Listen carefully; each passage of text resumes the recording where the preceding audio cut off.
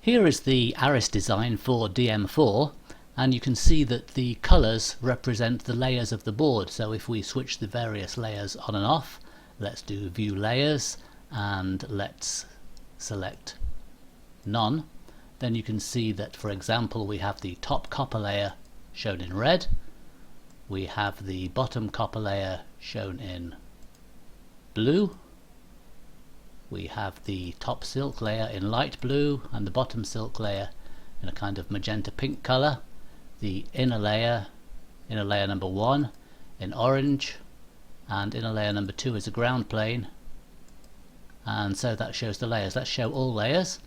Now that's very useful for making sure that when you design the circuit board that nothing is overlapping, but what's even more useful for plotting, for checking the design, is to have the colours instead represent the various functions, at least the functions which connect to a lot of different things on the board.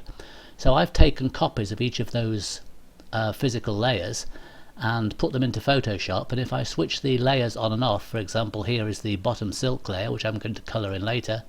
Here is the bottom copper layer, and you can see that the bottom copper layer is shown in different colours, and I'm using the colours to represent, for example, dark red is the unfused ignition supply to the board, pink is the fuse protected ignition supply, blue is the 5-volt output, black is ground, and then these other colours, brown is the channel 1 of the multiplexed outputs, red is channel 2, orange is channel 3, yellow is channel 4, green is channel 5, and the light blue is channel 6.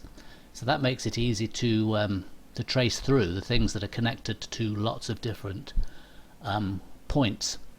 For example, the power supplies and the multiplexed displays. Let's look at the top copper layer, and you can see we have more traces of the power supplies and the grounds and so forth. Here is the inner copper layer, which I haven't coloured in yet, and here is the inner ground plane. But actually, because that's black and it's opaque, let's drag it down. Let's drag that layer down to the bottom so that the other layers appear to be on top of it. So we can see all the things that I've plotted on there so far. That's going to help check the board for continuity against the schematic.